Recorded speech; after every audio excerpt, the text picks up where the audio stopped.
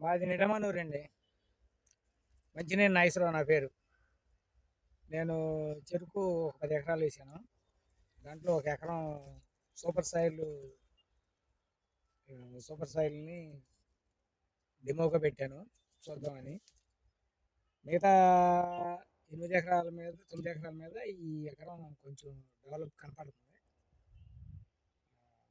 వేరు వ్యవస్థ గానీ, పిలకల శాతం గానీ అన్నీ బాగానే ఉన్నాయి. మరి దిగుబడి ఒక 5, 6 టన్నులు నుంచి 10 టన్నుల దాకా పెరిగిద్దని అనుకుంటున్నా. మరి ఇప్పుడే కదా స్టార్ట్ చేసింది.